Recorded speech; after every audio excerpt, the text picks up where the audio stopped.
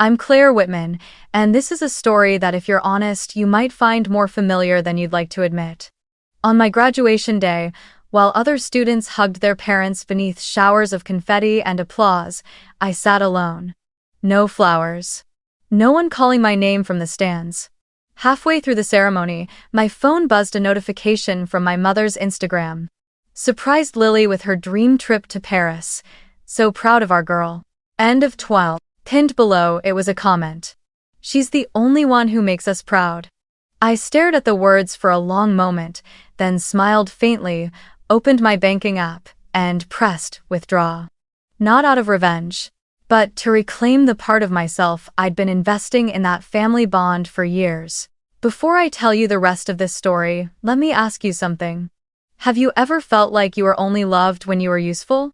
If so, share your story and where you're watching from in the comments below, so I'll know I'm not alone. Thank you for being here. My childhood revolved around a beige two-story house in the suburbs of Fort Collins, a place where everything seemed to orbit around one person's light: my younger sister, Lily. In the framed photos lining our hallway, Lily's face was always in the center, glowing in a white ballet dress, holding a rose. I was the shadow beside her, smiling politely in a gray sweater. My parents, Mark and Elaine Whitman, had a phrase they repeated like it was family scripture. Lily was born to shine. And somehow, I learned to believe it, the way you believe in sunrise inevitable, unquestioned. Lily was 4 years younger, charming, talkative, effortlessly talented at everything my parents considered special. She took piano lessons at 7, ballet classes soon after, and switched to watercolor painting simply because her teacher said Lily had a rare sensitivity to light. Whenever guests came over, my mother would call out, "Lily, play Clair de Lune for everyone, they love hearing you." On. And the whole room would fall silent as the melody filled the air. While I stood in the kitchen, washing dishes, letting the sound of running water drown out that complicated ache in my chest. Pride, envy, and something nameless in between. They called me steady, reliable, mature for my age. Compliments reserved for those who never get applause. I still remember one spring afternoon in 8th grade when I got my first A+ in advanced math. The paper was stamped with a bright red circle, and I ran home glowing with rare excitement. But just as I said, "Mom, guess what I got?" she looked up from the dinner table with a hurried smile. "That's great, honey. Now help Lily rehearse her recitals next week." I froze for a second, then folded the paper, slipped it into my pocket, and tied Lily's ballet shoes before she stepped onto the stage. That was the first time I realized the spotlight only shines one way. And no one ever asks if you even want to stand in it. Those years, I lived on someone else's schedule. Every morning, I woke up early to make breakfast for the family, packed Lily's lunchbox, then jogged to school. In the afternoons, I did my homework at the kitchen table while Mom drove Lily to piano lessons. And in the evenings, when my parents came home, they always brought stories about the beautiful melody or the angelic voice their younger daughter had performed that day. When my name came up, it was usually something like, "Claire's such a good girl, she keeps the house quiet so Lily can focus." I wasn't angry. I wasn't even jealous. I just got used to being the background while Lily was the painting. Whenever neighbors asked, "How's your older daughter doing?" my parents would answer with proud smiles, "Oh, she's very well behaved, never gives us any trouble." They said it as if being well behaved was the highest achievement I could aspire to. Over time, I learned that in our house, sacrifice wasn't praised, it was expected. Like clearing the dinner table without being asked, or smiling as Lily received flowers on stage. I learned to stay quiet when others spoke about her, to tuck my sadness away into diary pages no one would ever read. At 14, I didn't know what fairness meant. I only knew that love in our home had weight. And it always tilted toward the one who shone brighter. By the time I entered high school, favoritism wasn't an exception anymore, it was a ritual, disguised behind polite smiles and carefully chosen compliments. When I turned 16, Lily was accepted into a prestigious art academy in downtown Fort Collins. The family celebrated as if she'd been accepted into Harvard. My parents bought her a new electric piano, hired a private music tutor who came every afternoon, and started referring to the living room as Lily's studio. How does twile? Mom even bragged to the neighbors, doubtless froze that 7 lovers the Tom. Lily's got such natural talent, she just needs the right kind of investment. I sat on the staircase, listening to that sentence, and wondered quietly if anyone had ever thought about investing the right way in the other daughter. That same year, I asked for permission to enroll in the AP Computer Science class at school. I didn't have glamorous ambitions. I was just curious about how lines of code could create something that worked, something I could build and control entirely on my own. When I told my dad, he raised an eyebrow. Why would a girl study engineering? You'll give up halfway anyway. I forced a smile and said all I needed was an old laptop to practice on. Mom replied, "There's still the desktop in the basement, it runs fine, just use that." That Dell was so old the fan screamed like it was gasping for air every time I turned it on. Meanwhile, Lily got a brand new MacBook Pro for her video editing projects in art class, Dad said proudly. I still remember those nights in the basement, the pale blue light of the screen reflecting on my face while Lily's piano floated down from upstairs. Clear, flawless, like a reminder that my place in this family would never change. One cold winter morning, my school hosted the regional science fair. I had spent weeks building a small project called Energy Efficiency Tracker, a program that measured electricity usage in real time. I taught myself to code, printed the poster on the school's old printer, and when the results came in, I won second place for the entire state. I called home, my voice trembling with excitement. But Mom just sighed softly. "Oh honey, that's the same night as Lily's winter recital. We can't miss it, you understand, right?" I stood in the empty hallway, looking at the silver metal glinting under the fluorescent light, and for the first time, I understood. Some victories only matter when someone is there to see them. On the night of Lily's performance, I still went. I sat in the back row, holding a bouquet I'd bought with money from my library job. When the spotlight hit her, she bowed gracefully, and the audience erupted in applause. Mom leaned toward me and whispered, "See that? Your sister was born for the stage." I smiled, nodded, and tucked my cracked, dry hands into my coat pocket. After the recital, they took family photos. I was the one holding the camera. In the center of the picture, Lily beamed, flowers in hand, and I was just the person who pressed the button. High school drifted by like that. Every holiday, every award ceremony, every certificate I earned. All quietly overshadowed by Lily's recitals or art showcases. I learned not to expect anyone to show up. Not to wait for a message that said, "We're proud of you." And not to feel disappointed when no one asked, "How hard did you work for this?" In our house, effort wasn't something people noticed. They only noticed who was in the picture. Once, my teacher sent out a flyer highlighting Outstanding Students of the Year. Oh. Lily's face was there smiling, holding a paintbrush. Beneath the caption, "Fort Collins School of the Arts, our local pride." I stood in front of the bulletin board for a long time, staring at that photo. I didn't feel jealous, just empty. Because I knew that even if my face were ever printed on something like that, my parents would still say, "That's great, honey. Now help your sister hang her exhibit posters." At night, when everyone else was asleep, I sat in front of that old Dell, typing lines of code, fixing errors one by one. Just to prove that I, too, could create something beautiful. Not for photos. Not for applause. But simply to believe that my effort meant something, even if no one saw it. And maybe, in that basement, I learned my first real lesson about the world outside. That silence isn't always the absence of love. Sometimes, it's the preference of those who only know how to love when someone's watching. I left home at 18. Not because I wanted to, but because I had to. If I didn't want to spend the rest of my life as a shadow beneath that basement ceiling. I enrolled at Front Range Community College, just over an hour's drive from Fort Collins. The only school I could afford on my own. No one helped me fill out FAFSA. No. Congratulations, you're growing up dinner. Just me, that wheezing old laptop, and a stack of printed forms I read over and over late into the night.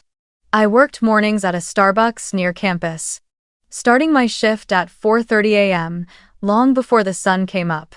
My hands always smelled like coffee. My hair was dusted with milk powder. But every time a customer tipped me a few dollars, I thought, at least this time, the money was mine.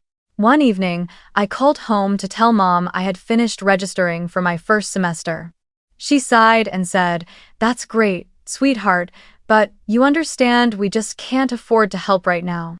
Your dad still has to support Lily, and art school is expensive." I murmured that it was fine, that I understood. But the next morning, when I opened Instagram, I saw Lily standing beside a brand new silver Honda Civic. The caption read, "New car for my art internship in Santa Fe, thank you Mom and Dad." I stared at the photo for a long time, then turned off my phone and went back to my night shift. I didn't cry. I just felt something cold settle inside me, like someone was squeezing the empty space in my chest. I began to teach myself not to ask why. When Dad hurt his back and had to take time off work, I sent home $500, the money I'd saved for my next semester. Mom called me, her voice full of emotion. "Claire, you're so responsible. If only Lily were half as dependable as you, we wouldn't have to worry so much." I smiled into the phone, though my fingers turned white from gripping it too tightly. That was the first time I realized how heavy a compliment could feel. It didn't warm me, it anchored me, like an invisible contract whose first clause read, "Don't expect anything in return." I worked endlessly. Mornings at Starbucks. Afternoons in class. Evenings cleaning classrooms for extra pay. When classmates talked about catching a movie or going out, I'd smile and say, "I've got another shift tonight." My grades were excellent, always near the top of the class. But every time I sent my report card home, the only response I got was, "Good job, keep it up." Oh, by the way, Lily was chosen as the lead performer for the fall recital. I stopped waiting for praise. I just told myself that if I worked hard enough, if I was strong enough, maybe someday, they'd finally see me. But what I didn't realize was that, in their eyes, my being stable had become the very reason they stopped worrying about me at all. There were nights when I sat in my tiny rented apartment, studying while counting the last few coins in my wallet. The yellow light spilling in from the hallway reminded me of the old kitchen back home. The one where I used to stand making milk for Lily, baking cookies to help Mom. I once thought being the responsible older sister was just who I was meant to be. But at 19, I began to realize that some roles aren't forced on you. You're simply taught to believe you belong in them. Lily kept posting photos from Santa Fe, her paintings, her exhibits, dinners with new friends. I liked a few at first, then stopped. When I came home for Christmas break, I saw her Civic parked in the driveway, shining under the porch light. I had borrowed a friend's car to get there. Mom said casually, "You don't really need a car, honey, you just go to work and school nearby." Her tone was light, but the words cut cold. They always had a way of making every unfairness sound reasonable. And worse, I'd grown used to hearing it. That night, while washing dishes, I overheard Mom on the phone with a neighbor, saying, "Claire's the most responsible child ever. She takes care of herself without being told." I set the plate down in the sink and watched the water swirl away. That's when it hit me. In my family, being responsible wasn't a compliment. It was permission to be forgotten. After the holidays, I returned to school, and for the first time, looking at my overcrowded work schedule, I felt afraid. Not afraid of exhaustion, but afraid that if I ever stopped, even for a single day, someone would call me selfish. I didn't know if I was studying to escape, or just preparing to become the pillar everyone else leaned on. But one thing was certain. From the moment I sent that $500 home, independence stopped being a choice. It became a duty, one I didn't know if I'd ever be allowed to rest from. When I was 22, things finally seemed to be looking up. I had just finished my transfer program and landed a job in the revenue department of a medical clinic in Denver, my first real position with a contract, health insurance, and the first flicker of what adulthood was supposed to feel like.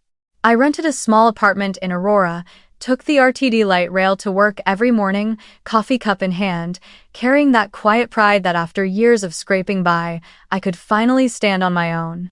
But that pride didn't get a chance to settle. One evening, Mom called. Her voice trembled. "Your dad's herniated disc came back. The doctor says he has to take at least 3 months off, and the hospital bills, I don't know how we're going to manage." I looked down at my very first paycheck, still crisp in my hands, and said softly, "Don't worry, Mom, I'll help." That night, I sat at my kitchen table, notebook open, calculating every expense down to the cent. After a few sleepless nights of thinking it through, I called her again, trying to sound cheerful as if I'd come up with the perfect solution. "What if we open a separate account," I said, "called the Family Medical Fund? I'll put in $350 a month. Whenever Dad needs medication or hospital payments, you can use it. It'll make me feel better knowing there's something set aside." There was silence for a few seconds on the other end, then I heard Mom crying. "Oh, Claire, you always think of others. Thank you, sweetheart. Not every child understands like you do." I smiled, a strange warmth rising in my chest. For the first time, I felt like my care had been seen, acknowledged, even if only through a few short words. The next morning, I went to the bank and opened a secondary account, naming it the Whitman Family Fund. No paperwork, no contracts, just faith that family shouldn't need boundaries.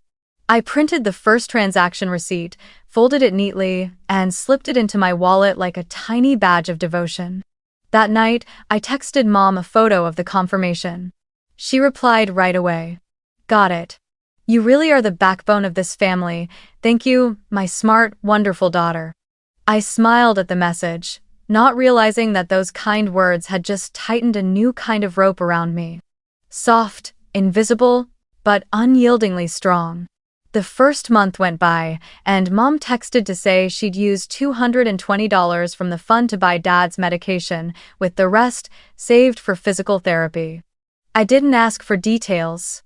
In the second month, she said, we had to pay off part of the old hospital bill.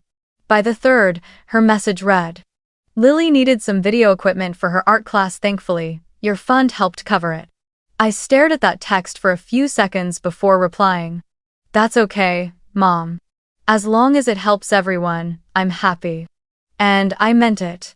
I truly believed kindness shouldn't have limits. That if I kept giving enough, eventually, love would find its way back to me. Each morning, I went to work and kept pushing forward. I learned how to process medical claims, how to navigate insurance terminology, and began to understand what a revenue cycle really meant. How money flowed through a hospital system. Ironically, I could trace every dollar in the clinic's accounting software, yet had no idea where the money in my own family fund was really going. One late afternoon, near the end of the month, I visited home.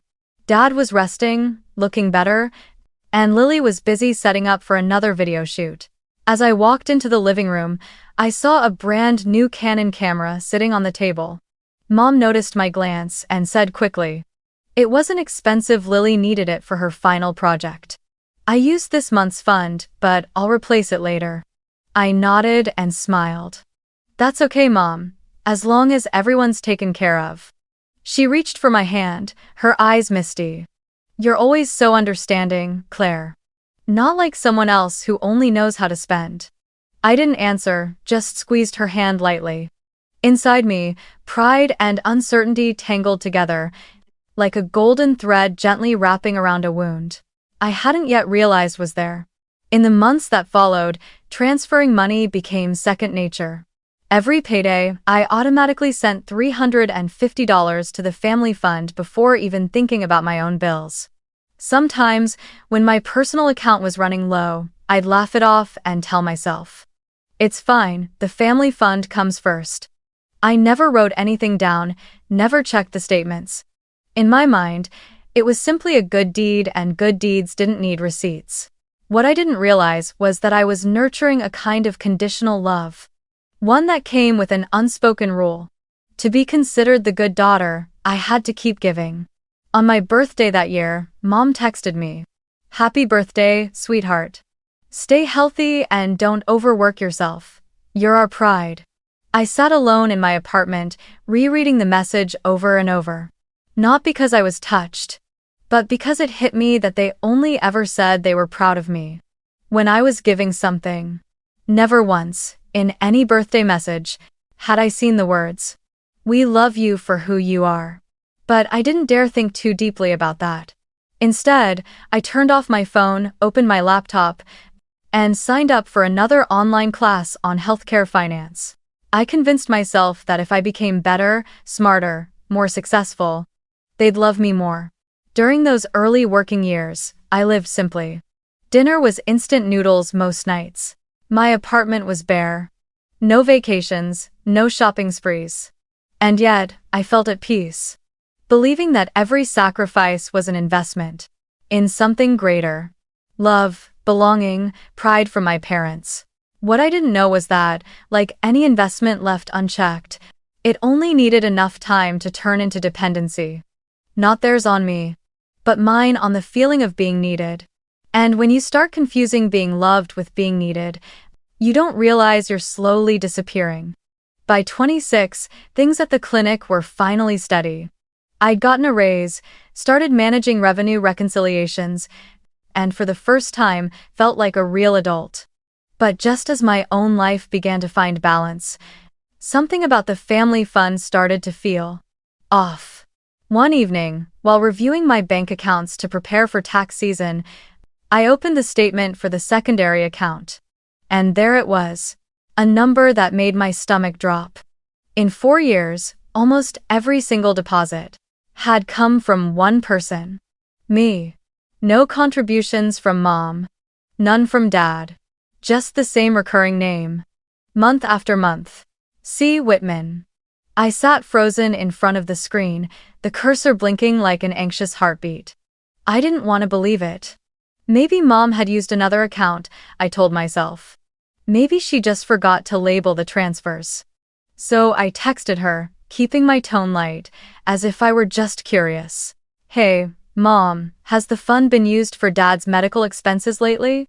I noticed there haven't been any notes about medication these past few months." She didn't reply right away. When the message finally came, it read, "You wouldn't understand. Lily needed plane tickets for her art exhibition. This is a big opportunity for her. We had to help." I read that text again and again, each word cutting like a tiny blade. No explanation. No gratitude. Just a tone that made everything I'd done sound expected. I didn't respond. I just turned off my phone and sat there, staring at my reflection in the dark screen. The next day, I printed the entire account history month by month, year by year. Nearly $17,000 had been deposited since the day I opened the fund. I couldn't tell how much of it went toward hospital bills, how much toward trips, or how many art supplies and projects it had quietly paid for. I placed the stack of papers in a brown envelope and wrote one word on the front, proof. From that day on, every time I transferred money, I kept the receipts, saved every email confirmation, as if I needed to remind myself that even kindness should have evidence. I began to notice the little things. Whenever I brought up finances, Mom changed the subject. "Oh, Claire, you're always calculating things. Why don't you be more like Lily and just enjoy life?" Dad would chuckle and say, "You're a woman, why worry so much about money?" Every time I heard that, my throat tightened.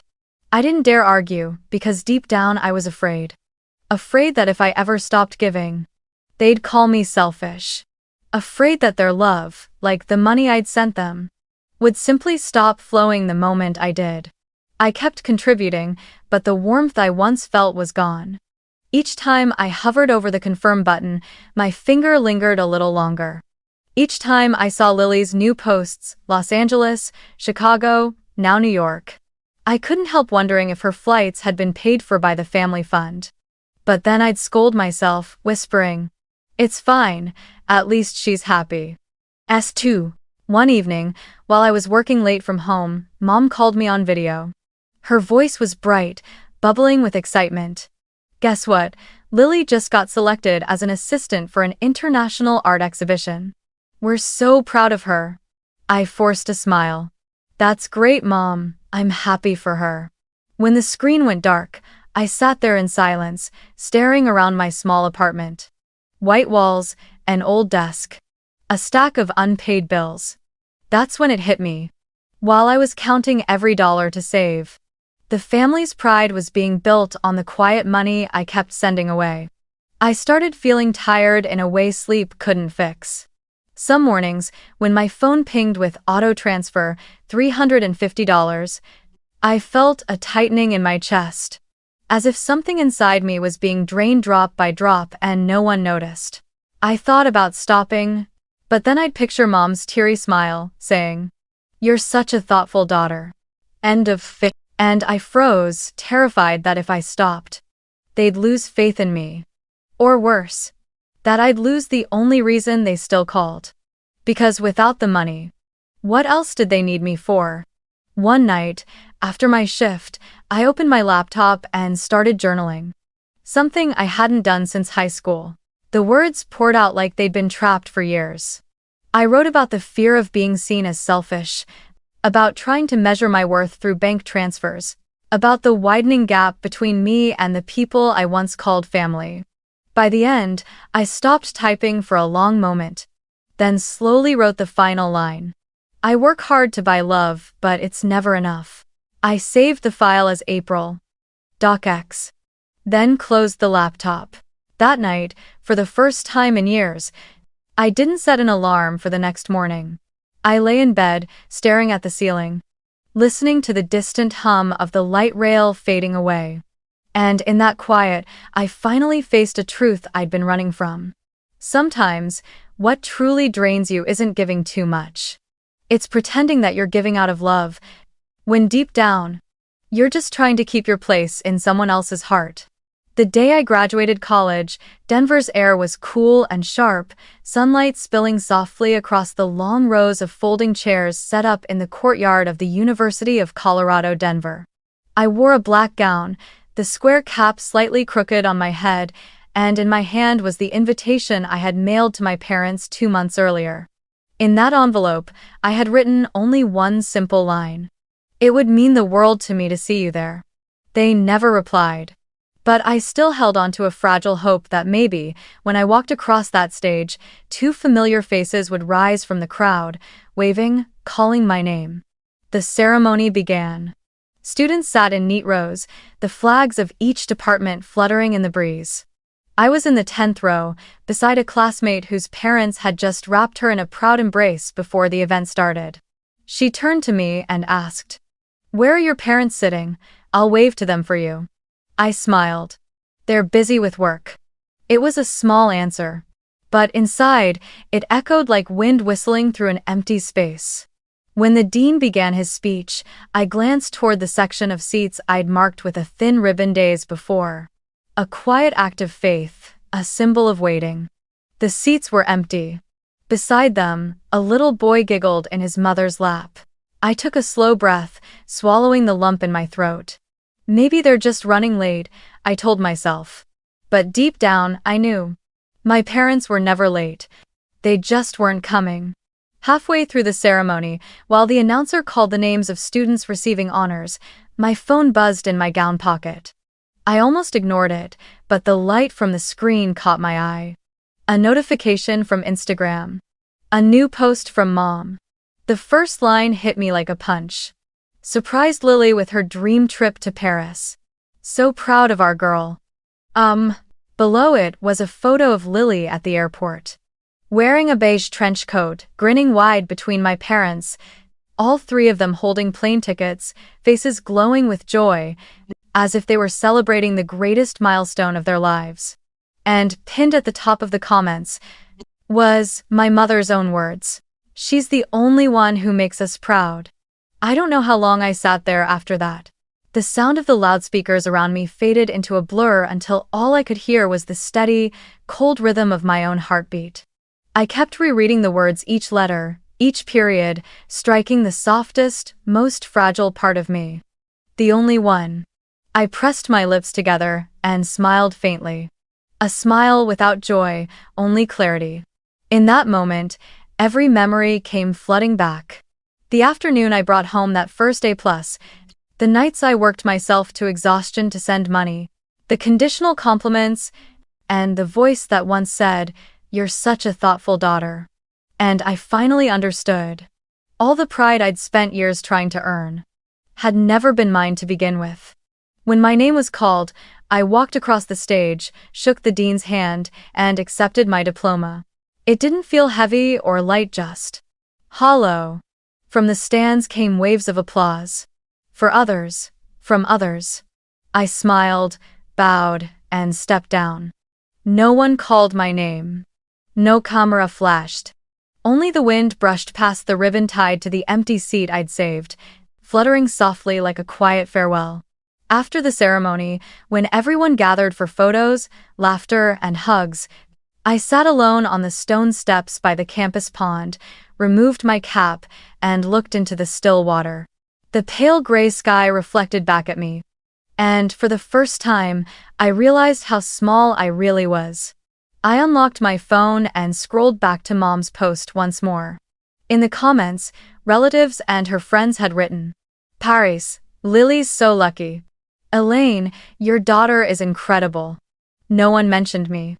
No one knew that on that very same day, their other daughter had also graduated with honors. I opened my banking app. The number in the family fund glowed on the screen, $18,900. I stared at it for a long time. Every late-night shift, every early morning, every instant noodle dinner instead of a proper meal, all of it lived inside those digits. And now, I knew what I had to do. I tapped withdraw. The system prompted a confirmation window. I hesitated for a few seconds, then pressed the final button. A small chime sounded, transaction completed. It was quiet, almost a whisper. But to me, it echoed like the sound of a door closing. Firm, final, and peaceful. I didn't cry. I just sat there, watching the ripples fade across the surface of the water, carried away by the wind. Inside my mind, a calm voice, one I'd never truly heard before, rose quietly. "I'm not seeking revenge. I'm just withdrawing my share, the part of myself I've poured into that family bond." On the way home, I stopped at a small roadside cafe and ordered a hot latte. The young barista smiled and said, "Congratulations on graduating." For the first time that day, I smiled back and meant it. As I sat by the window, watching people pass beneath the soft glow of Denver's streetlights, a strange lightness washed over me. It felt like I had finally learned the lesson my entire youth had failed to teach me. Sometimes, love isn't about endlessly giving. It's about knowing when to stop. That night, after I'd showered, my hair still damp, my phone buzzed repeatedly on the table. The screen lit up with a familiar name, Dad calling. I sat on the edge of my bed, staring at the screen for a moment before sliding my finger across to answer. His voice came through, sharp and controlled. "Claire, what's going on? Your mother just checked the account. Did you withdraw all the money?" I said nothing, just listened to his heavy breathing on the other end. He continued, voice low but seething. "That was family money. You had no right to take it without telling us. That's betrayal." I leaned back against the wall, wiped a drop of water from my neck, and spoke quietly. "I only took back my share, Dad. The part I've been putting in for the last 4 years." His tone hardened. "You don't understand. We're a family. Everything is shared." A faint, tired laugh escaped me. "Then tell me, Dad, was the trip to Paris part of that shared family fund? Or was it under the medical expenses you said the fund was for?" Silence. Then another voice broke in Mom's. Her tone trembled, not from emotion, but from wounded pride. "You don't understand, Claire. Lily deserved it. She makes this family proud. And you. You're always so cold, so calculating. Family isn't something you measure in money. I closed my eyes and took a deep breath.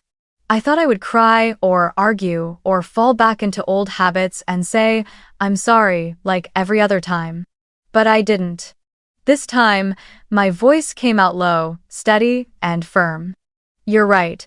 Mom, family can't be measured in money. But you also can't use one person's money to buy pride for another. I used to think I was worthy too, you know? Maybe the difference is, I never learned how to be loved. I only learned how to be needed. Silence.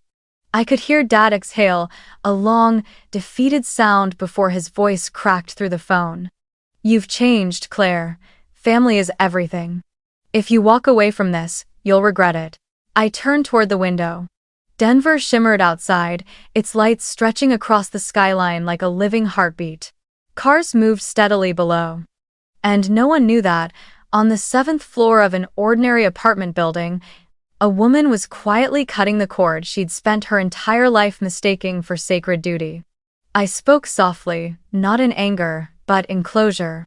Family is everything? Maybe. But not when everything means I have to be empty. From now on, if you want to talk about money or funds, please don't call me. I'm tired. Claire, Mom's voice rose sharply, desperate. But I didn't let her finish. I pressed end call. A single beep echoed, then silence. I set the phone on the table and realized my hands were trembling. Yet my chest felt lighter than it ever had. For once, there was no heaviness after a confrontation. No reflex to smooth things over with an apology. For the first time in my life, I didn't have to say sorry for protecting myself. I stood, walked out to the balcony, and let the night wind brush through my damp hair.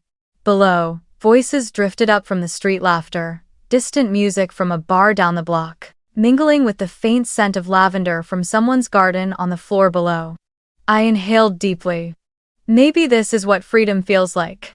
Not loud, not dramatic, just a quiet peace that comes when you finally stop trying to prove your worth to people who were never looking. The phone stayed on the table, screen lighting up again and again with unread messages. You're hurting the whole family. Lily's devastated, how could you? We're just trying to hold this family together. I stared at them for a moment, then swiped them away, no replies, no explanations. I wasn't angry anymore. Just sad. Sad for the version of myself that had spent so many years chasing love in a place that only knew how to measure worth by usefulness. That night, I brewed a cup of tea and sat by the window, watching the traffic fade into the distance. My hands were still trembling, but from the cold, not fear. I knew that the moment I ended that call, I had crossed a quiet threshold in my life. I was no longer the dependable daughter who holds everyone up. I was simply a person learning how to live for herself.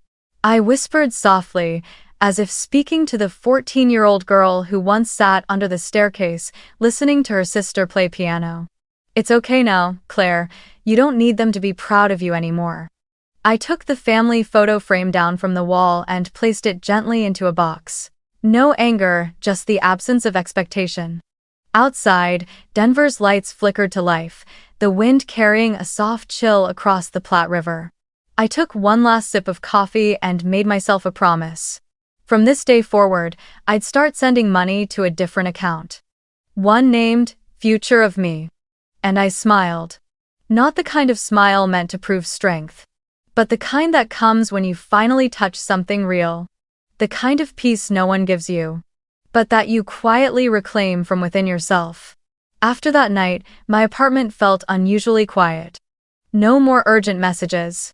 No more anxiety each time my banking app pinged. Life went on: work, coffee in the mornings, the small rhythm of survival. But inside, there was a strange emptiness. A mix of relief and rootlessness. For years, my purpose had been one thing: to be recognized. And when that tether was finally cut, I realized I no longer knew where to aim my energy. It was during that uncertain stretch of time that I met Dr. Sandra Morales, head of revenue management. The first person in years who saw something in me that even I had long forgotten. One evening, I stayed late at the office, finishing up a revenue reconciliation report. The floor was nearly dark except for the glow from my monitor. Then I heard a calm voice behind me. "Claire," Dr. Sandra Morales said, leaning against the doorframe, arms folded. "How long do you plan to stay here? You're the last light on this floor." I gave a weak laugh. "Just trying to make sure everything's perfect before I leave." She walked over, pulled up a chair beside me, and spoke slowly. "I used to be like you, thinking that if I worked hard enough, long enough, someone would notice. But eventually, I realized no one owes you pride. You only owe yourself a chance." I didn't say anything. Her words weren't advice, they were a mirror. And in their reflection, I saw my own tired face illuminated by the computer's glow. After that night, something in me shifted. I decided to enroll in the AHIMA Revenue Cycle Management Certificate Program. Evening classes at the Community College of Denver. Not because I needed the credits, but because I wanted a path that belonged only to me. One unconnected to the family fund or anyone's expectations. The tuition wasn't cheap.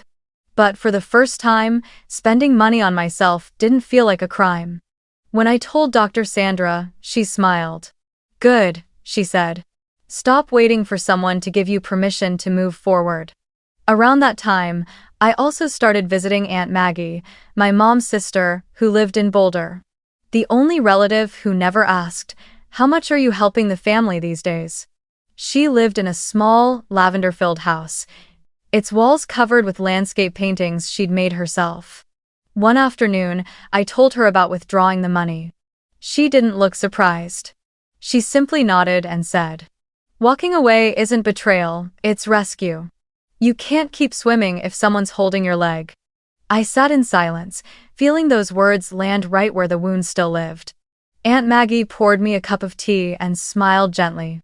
"All you need now," she said, "is to learn not to feel guilty for choosing peace." So I started changing, slowly. I canceled my car lease and began commuting on the RTD light rail every day. I stopped rushing through dinners to work extra hours. Instead, I read books on personal finance, learned how to build an emergency fund, how to budget, how to separate needs from obligations. I opened a new savings account and named it simply Safety. Every month, I transferred 15% of my paycheck into it. And each time I saw that balance rise, I felt like I was rebuilding the foundation of my life, brick by brick. A small, steady architecture of freedom. Life became simpler, but for the first time, it felt real. I started cooking my own meals, practicing yoga every morning, learning how to enjoy the quiet that once felt like loneliness. I bought a small pot of lavender for my balcony, a reminder of Aunt Maggie's words. Peace is something you have to plant yourself. On weekends, I'd spend hours at a secondhand bookstore near Union Station, reading until the sun shifted across the floorboards, never feeling like it was a waste of time. Every time I spent money on myself, even something as small as a new notebook or an afternoon cappuccino, I felt a strange mix of guilt and wonder, like I was relearning what it meant to be allowed to feel joy. One chilly October night, after my evening class at CCD, I stood waiting for the light rail. The wind whipped through downtown Denver, catching the small note I'd been holding and sending it fluttering onto the platform. I bent down to pick it up. On the paper, written in my own handwriting from the week before, were the words, "Don't chase approval, build peace." I smiled to myself. Maybe this was the most important course I'd ever taken. The one that finally taught me how to stop asking for permission to be happy. Then, one Monday morning, as I walked into the office, a coworker glanced up from her phone and said casually, "Hey, Claire, I think your mom's a little upset on Facebook?" I frowned and opened the app, not expecting much. The first post on my feed stopped me cold. "Some kids grow up and forget who paid the bills." Dozens of comments followed. Old family, friends, and relatives chiming in with sympathy and judgment. "Kids these days only think about themselves." "Elaine, you're such a strong woman. Don't let an ungrateful child bring you down." And then one that made my stomach twist. From a relative I hadn't spoken to in years. I know Claire. That girl was always cold, never fit in with the rest of the family. I stared at the bright screen, and the first thing I felt wasn't anger. It was emptiness. For years, I had worked myself to exhaustion, sent money every single month without fail, and told myself that staying silent would keep the peace. And yet, in just a few sentences, all of that sacrifice had been rewritten into one word. Ungrateful. I set the phone down and took a deep breath. I'd promised myself I wouldn't react out of impulse again. But this time, silence didn't feel like strength. It felt like complicity. That evening, I sat in my apartment and spread out every printed bank statement across the table. Each transfer was there, plain and undeniable. $350 a month, every month, for 4 years. I took photos of the pages, no edits, no embellishments. Then opened Facebook, a place I rarely posted. My fingers hovered for a long time before typing a short, calm message. No accusations, no bitterness, just truth. I didn't take money. I only took back what I once believed would bring me closer to them. But maybe learning to love myself is the only way to stop losing everyone else. I attached a few of the statements. No tags, no names, and I hit post. I didn't expect it to spread so quickly. Old friends, coworkers, even distant relatives began to share it.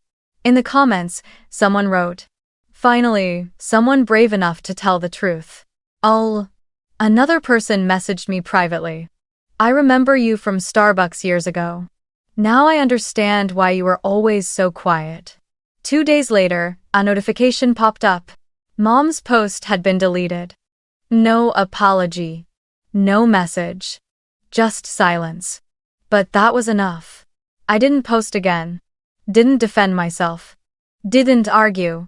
Because some battles aren't meant to be won. Only ended at the right time. That night, while I was cleaning up, my phone rang. The name on the screen made me freeze. Lily.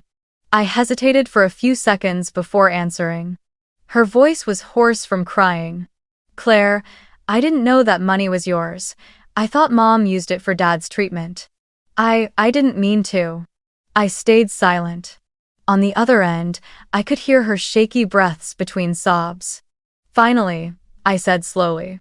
"If you really want to make things right, start by saying no to anything that isn't yours. Don't accept another gift bought with unclear money, no matter how much Mom says you deserve it." She broke down, whispering, "I'm scared they'll think I'm betraying them." That sentence made me close my eyes.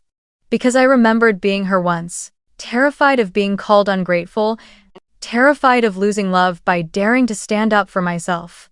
I spoke softly, but firmly. "Betrayal isn't speaking the truth, Lily. Betrayal is staying silent when you already know what's wrong."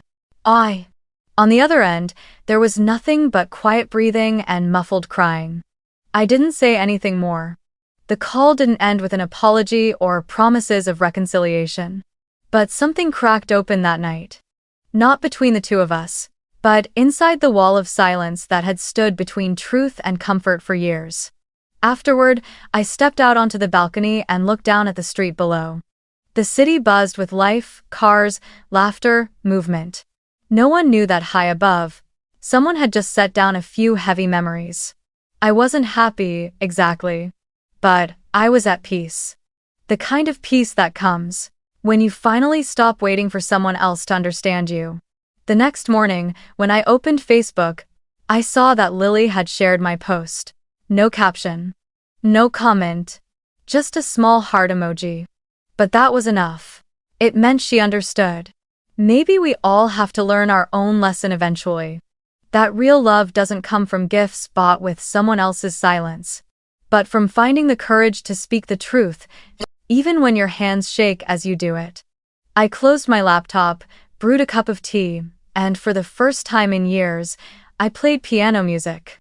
Clair de Lune, the same piece Lily used to practice over and over when I was 14. But this time, the sound wasn't a wound reopening. It was a gentle closing of a long, quiet chapter. Outside, dawn broke over Denver, and I knew. The storm had passed. In the aftermath of the social media whirlwind, life slowly settled into a new rhythm. I was promoted to Revenue Integrity Analyst at the Health One system, a position I once wouldn't have even dared to imagine. The work demanded precision and responsibility, but I loved it because it was mine. No one took credit for my efforts. No one compared me to anyone else. Every time my name appeared in a company recognition email, it felt like I was signing a new contract with my own life. From now on, my worth would no longer be measured by others' approval, but by the calm I felt inside. I moved to a small apartment in Littleton, a quiet suburb about 30 minutes from downtown Denver. It wasn't big, just one bedroom and a small balcony overlooking the distant Rocky Mountains. But I loved every corner of it. I planted lavender along the railing. The flower Aunt Maggie once said, can teach even old wounds to smile.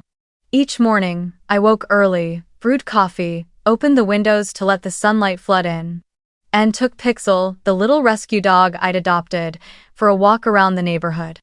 Pixel loved running through the flower beds, sometimes glancing back to make sure I was still there. Maybe he understood the fear of being left behind. The same fear I'd once lived with for so long. Life was simple, but peaceful. I learned how to spend money on myself without guilt. Buying a new book, trying a yoga class, or saving for a solo trip to Santa Fe, the same city where Lily once did her art internship. I visited her old art studio, stood in front of the gallery where her work had been displayed, and realized I no longer felt pain. Only a soft kind of tenderness. Like looking at an old photograph of a life you once loved, but no longer belonged to.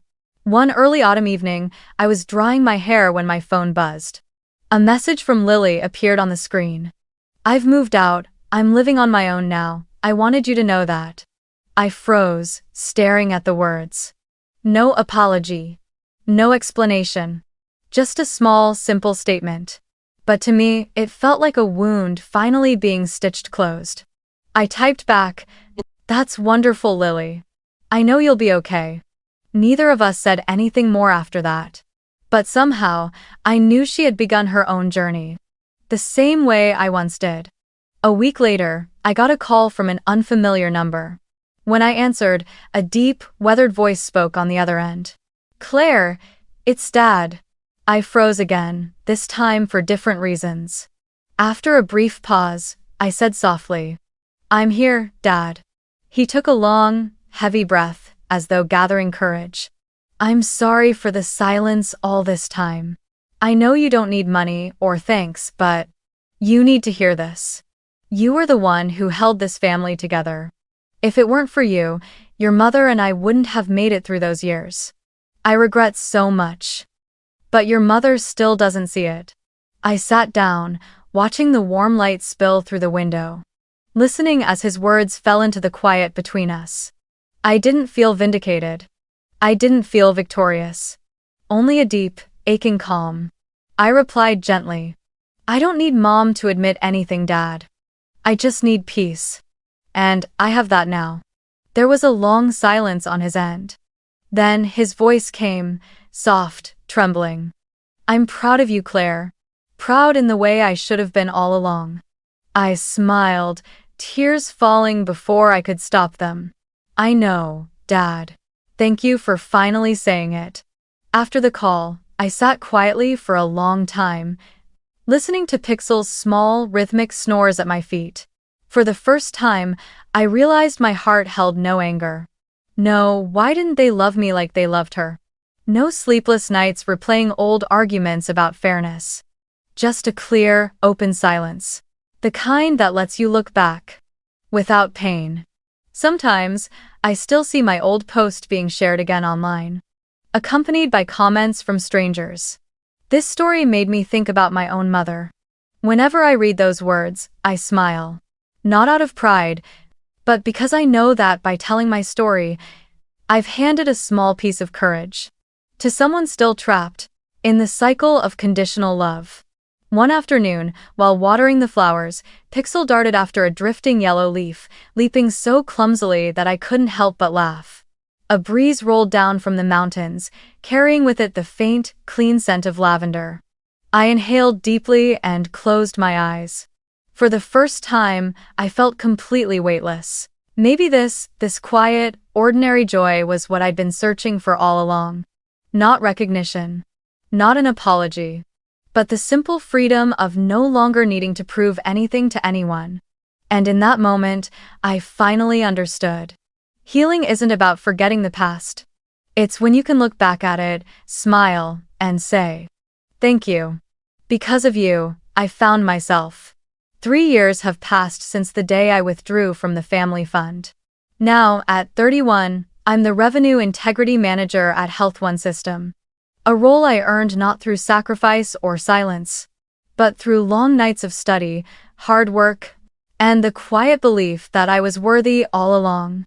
I live in a small apartment in Littleton with Pixel. Still the same tiny dog, but now old enough to sense when I'm sad, and when I'm simply at peace. Every morning, we walk the trail that winds around the lake. The air in Colorado is crisp and clean, and with every breath, I feel my body strong.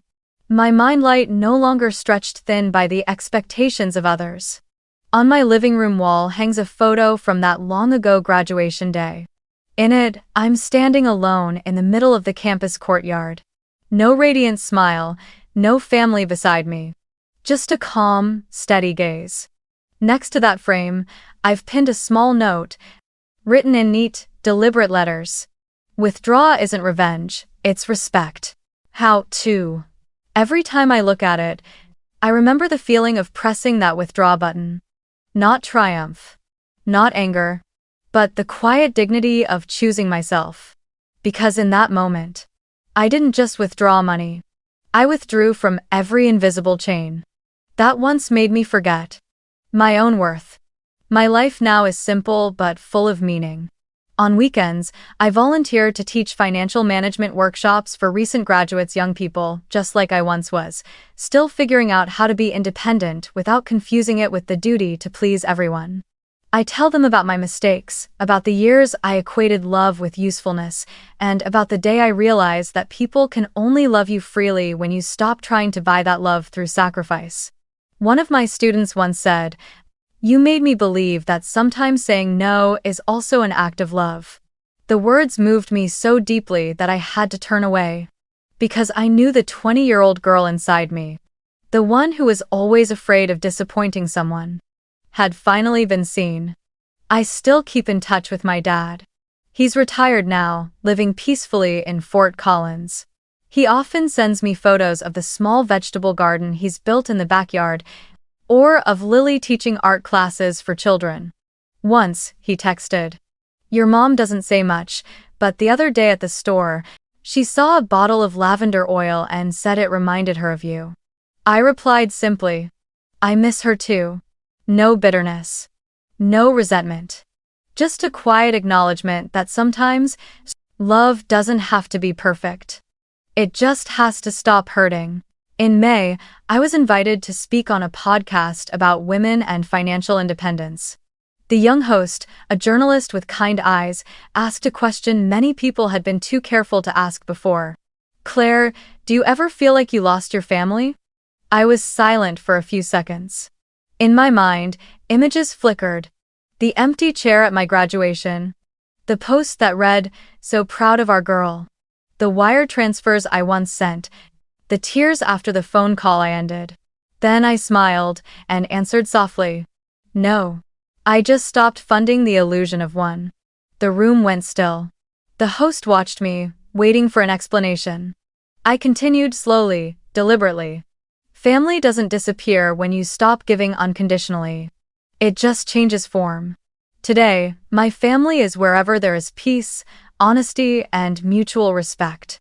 And if that exists only between me and myself, that's enough. When the recording ended, I stepped outside. The Denver sunlight was warm and golden, so bright I had to squint. Pixel ran in circles, barking playfully, then stopped to look up at me, his tail wagging gently, like a perfect period at the end of a long sentence.